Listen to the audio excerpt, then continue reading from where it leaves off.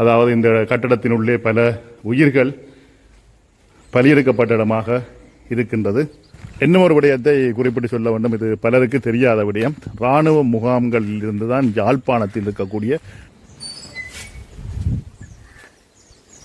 வணக்க மக்களை, நான் இப்போது யாழ்ப்பாணம் பண்டத்திருப்பு பகுதிக்கு வந்திருக்கின்றேன். பண்டத்திருப்பு பகுதியிலே குறிப்பாக பண்டத்திருப்பு பிரதேச வைத்தியசாலை அமைந்திருக்கக்கூடிய வீதி, அந்த வீதியின் உள்ளே தான் உங்களை அழைத்து செல்ல போகின்றேன். ஒரு முக்கியமான விடயத்தை காட்சிப்படுத்துவதற்காக இந்த காணொலியூடாக நான் உங்களை அழைத்து செல்ல போகின்றேன். தொடர்ந்து பயணிக்கலாம். அதாவது நான் வந்திருக்கக்கூடிய இந்த பாதை பண்டத்திருப்பு சந்தியிலிருந்து மாதகளை நோக்கி செல்லக்கூடிய வீதி. இந்த வீதியிலிருந்து திரும்பக்கூடியதுதான் இந்த நான் செல்லக்கூடிய பண்டத்திருப்பு பிரதேச வைத்தியசாலை அமைந்திருக்கக்கூடிய வீதி. இந்த வீதியிலே பயணித்து ஒரு முக்கியமான விடயத்தை இந்த காணொலியூடாக நான் உங்களுக்கு காட்சிப்படுத்த போகின்றேன். தொடர்ச்சியாக இந்த காணொலியூடாக பயணிப்போம். அதாவது பண்டத்திருப்பு பகுதி என்பது பெரும்பாலான விவசாய நிலங்களை கொண்டமைந்த பகுதியாக விளங்குகின்றது. இப்போது நான் செல்லக்கூடிய வீதியானது இரு மருங்கிலும் வயல்வெளிகளை கொண்டமைந்த வீதியாக காணப்படுகின்றது.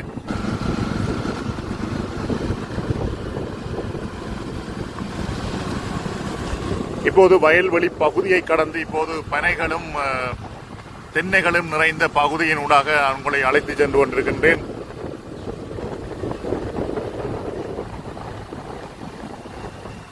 இப்போது பண்டத்திருப்பு பிரதேச வைத்தியசாலை அமைந்திருக்கக்கூடிய அந்த இடத்துக்கு அருகாமையில் செல்லக்கூடிய வீதி வழியாகத்தான் நான் இப்போது உங்களை அழைத்து செல்ல போகின்றேன். பெரும்பாலானவர்களுக்கு தெரிந்திருக்கும் எந்த இடத்தை காட்சிப்படுத்துவதற்காக நான் உங்களை அழைத்து செல்கின்றேன் என்ற விடயத்தை நீங்கள் ஊகித்திருப்பீர்கள். நேற்றைய நாளிலே, அதாவது 28ஆம் தேதி தை மாதம் ஒரு இராணுவ முகாமை இந்த பகுதியிலே விடுவித்திருந்தார்கள். அந்த இராணுவ முகாம் பகுதிக்கு தான் உங்களை அழைத்து செல்ல போகின்றேன்.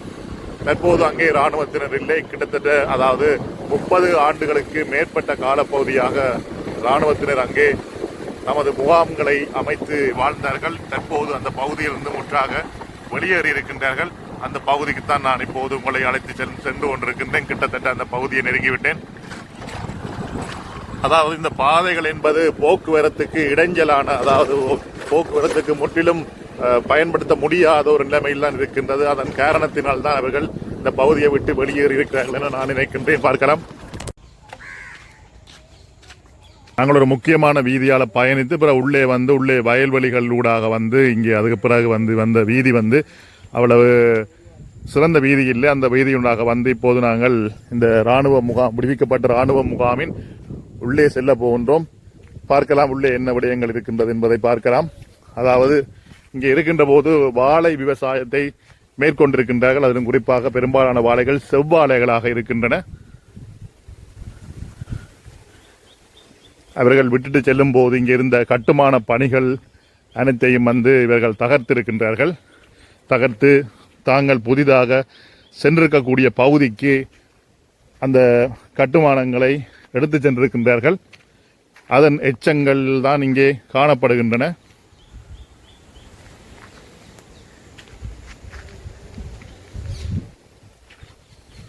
அதாவது இந்த இடத்தை அவர்கள் விவசாயத்துக்காக பெரும்பாலும் பயன்படுத்தி இருக்கின்றார்கள். அதிலும் குறிப்பாக வாழை விவசாயத்தை தான் அதிகமாக மேற்கொண்டிருக்கின்றார்கள்.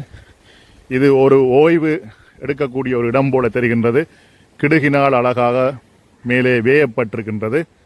அதன் கீழே 2 கட்டுக்கள் இருக்கின்றன. இந்த பகுதி ஒரு ஓய்வு இடமாக அவர்கள் பயன்படுத்தி இருக்கலாம். அது மாத்திரமில்லாமல் இந்த பகுதியை பார்க்கின்ற போது மிகவும் சிறந்த ஒரு பூங்கா போன்று இவர்கள் உருவாக்கி வைத்திருக்கின்றார்கள்.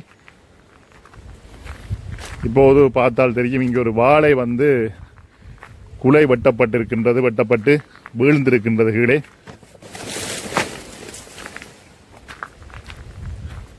அவர்கள் பிரதான ஒரு தளமாக பாவித்த, அதாவது பிரதான தங்குமிடமாக பாவித்த வீடுதான் இது.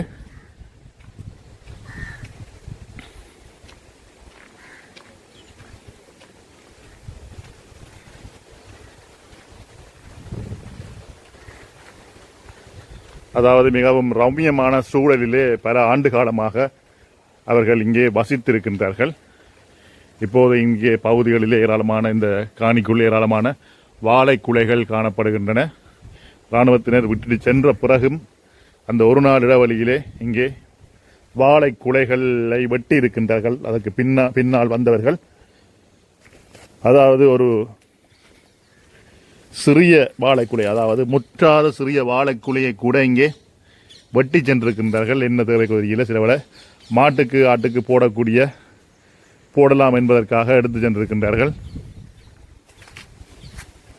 இதுதான் அவர்கள் பயன்படுத்திய அந்த பழைய வீடு. நான் நினைக்கின்றேன் இது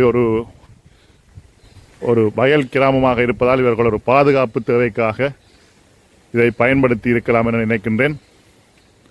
இப்போது உள்ளே சென்று பார்க்கலாம், இந்த வீடு எப்படி இருக்கின்றது என்பதை பார்க்கலாம்.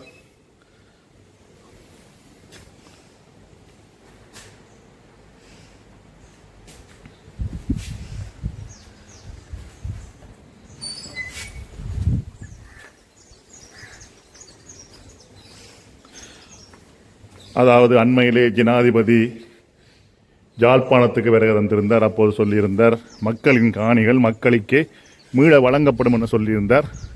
அதன் அடிப்படையிலே இந்த காணியை இந்த பகுதியில் இருக்கக்கூடிய இந்த முகாமை விட்டு வெளியேறி இருக்கின்றார்கள். இது ஒரு அரச பொது காணியாகத்தான் இருப்பதாக சொல்லப்படுகின்றது.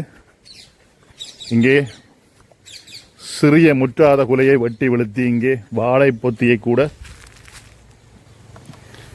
இங்கே எடுத்து வைத்திருக்கின்றார்கள்.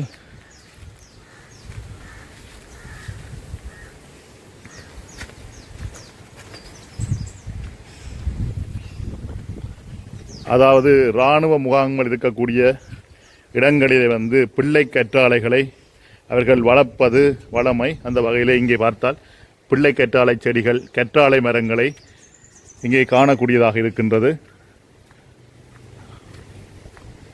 அதாவது நான் ஏற்கனவே சொன்னதின்படி ஒரு அழகிய பூங்கா போன்ற ஒரு அமைப்பு இங்கே ஏற்படுத்தப்பட்டு அவர்கள் இந்த இடத்தை மிகவும் அழகான முறையிலே பராமரித்திருக்கின்றார்கள். இங்கே ஒரு ரம்மியமான சூழலை ஏற்படுத்தி வாழ்ந்திருக்கின்றார்கள். தொடர்ந்து சென்று பார்க்கலாம். இங்கே ஒரு மீன் தொட்டி போன்ற அமைப்பு காணப்படுகின்றது.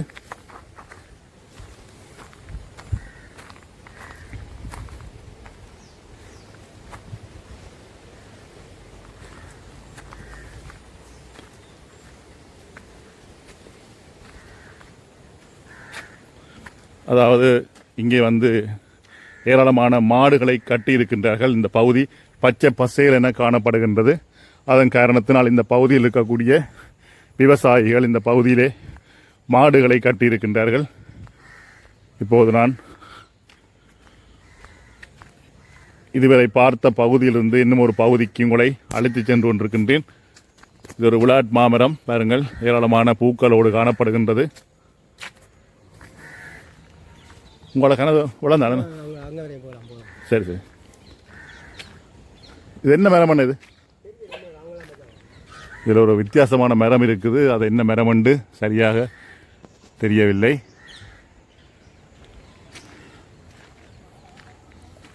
நான் வந்திருக்கக்கூடிய நேரம் மாலை 5 மணியை கடந்திருக்கின்றது. அதனால் இந்த பகுதி சற்று ஒளி மங்கி காணப்படுகின்றது. இங்கே அதிகமாக குறிப்பிட்டு சொல்ல வேண்டியது இங்கே நாட்டப்பட்டிருக்கக்கூடிய வாழைகள் தான். அவர்கள் அருமையாக பராமரித்திருக்கின்றார்கள். தொடர்ச்சியாக இது ஒரு அரச காணியாக இருப்பதால்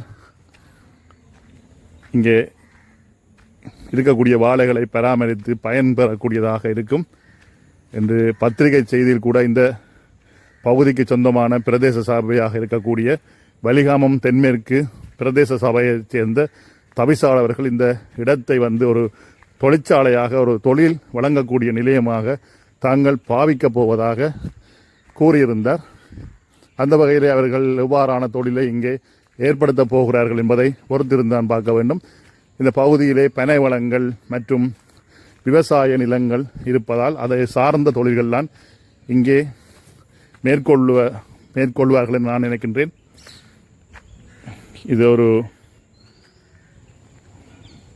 தங்ககமாக இருந்திருக்கக்கூடும் நினைக்கின்ற இந்த பகுதியிலே அவர்கள் விட்டுட்டு செல்லுகின்ற போது பல விடயங்களை இங்கே எரியூட்டி இருக்கின்றார்கள்.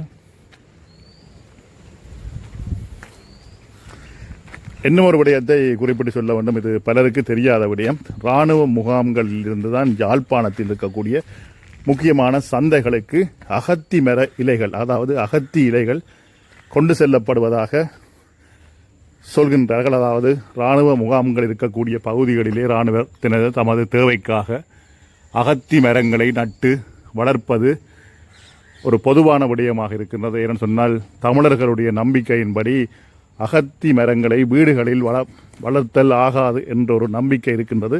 அதன் காரணத்தினால் அகத்தி மரங்களை வீடுகளில் மக்கள் வளர்ப்பது குறைவு.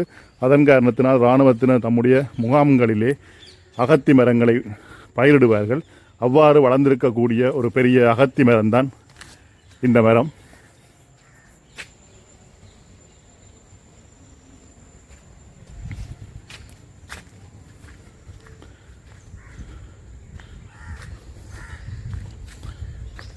எனவே நண்பர்களே, இந்த காணியை பார்க்கின்ற போது கிட்டத்தட்ட ஒரு 30 பரப்பு காணியாக இருக்கும் என்பது எனது அபிப்பிராயம்.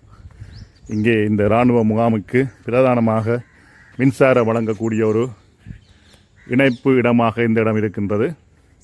இங்கே பார்த்தால் தெரியும், குளியல் அறைகள் 2 வேறு பகுதிகளாக காணப்படுகின்றன. மேலே ஒரு தண்ணீர் தாங்கி இருக்கின்றது, ஆனால் தாங்கியை காணவில்லை. ஏந்தக்கூடிய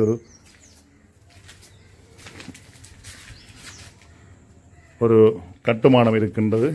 இங்கே பார்த்தால் தெரியும், நிறைய மலசல கூடங்கள் காணப்படுகின்றன.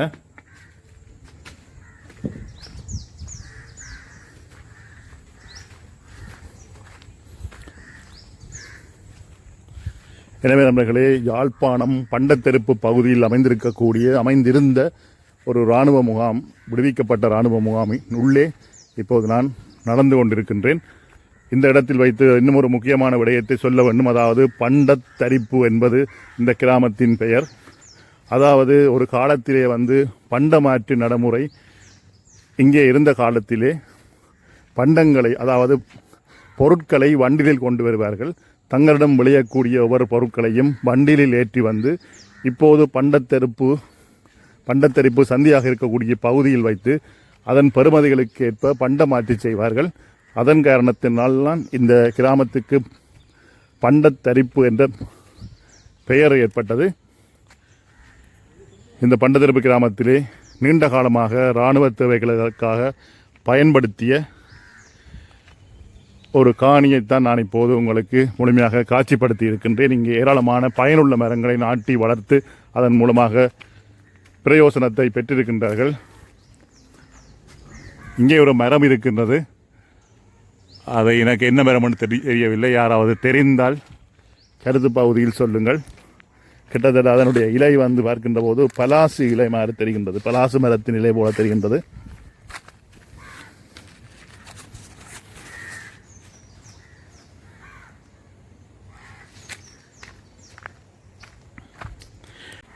நான் நினைக்கிறேன் இது ஒரு வழிபாட்டு தலமாக பயன்படுத்தி இருக்கின்றார்கள். பின்னர் அவர்கள் செல்லுகின்ற போது அந்த வழிபாடு தலத்தை எடுத்துச் சென்றிருக்கின்றார்கள் என நான் நினைக்கின்றேன். இந்த இராணுவ முகாமின் ஒரு பகுதியிலே ஒரு கட்டிடம் காணப்படுகின்றது.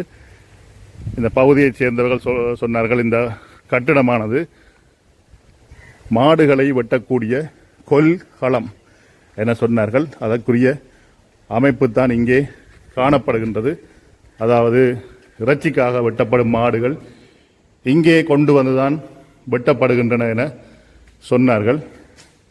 அதாவது இந்த கட்டடத்தினுள்ளே பல உயிர்கள் பலியெடுக்கப்பட்ட இடமாக இருக்கின்றது.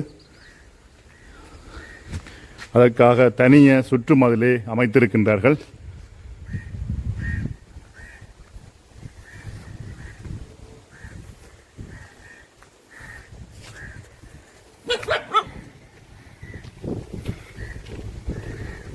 இந்த இடத்தை ஒரு பிரதான மண்டபமாக பயன்படுத்தி இருக்கின்றார்கள். இங்கே அவர்கள் செல்லுகின்ற போது இந்த மண்டபத்தின் அனைத்து விதமான கட்டுமான பொருட்களை எடுத்து சென்றிருக்கின்றார்கள். இங்கே எஞ்சி இருக்கக்கூடியது இந்த தளமாக இருக்கின்றது. அந்த தளத்தை கூட அவர்கள் கொத்திவிட்டு சென்றிருக்கின்றார்கள். இந்த பகுதியில் ஏராளமான வெற்று டின்கள், தகரங்கள் காணப்படுகின்றன.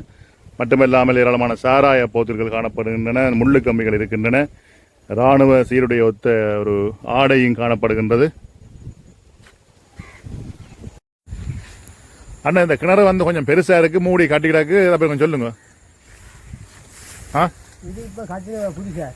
எப்ப கட்டினவே? இப்போ போன வருஷம் இப்போ துவங்கி இப்போ இல்லைன்னா 2 வருஷத்துக்கு மேலே ஆச்சு. கிணறு வெட்டி கட்டினதோ? 2 வருஷத்துக்குள்ள வட்டி கட்டினது. வைக்கோவால வட்டி கட்டினது. என்ன தேவைக்காண்டி இப்படி பெருசா வட்டி கட்டினது? தண்ணி மக்களுக்கு தண்ணி சேவை செய்ய.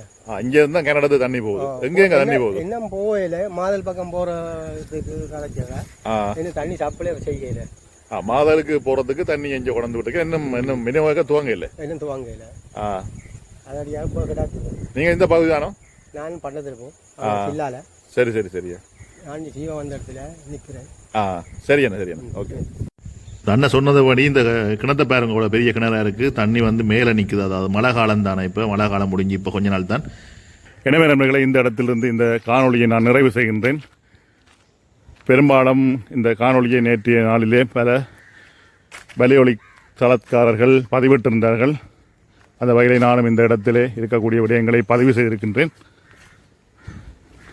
மீண்டும் மற்றொரு காணொலியோடு சந்திக்கலாம். நன்றி நண்பர்களே.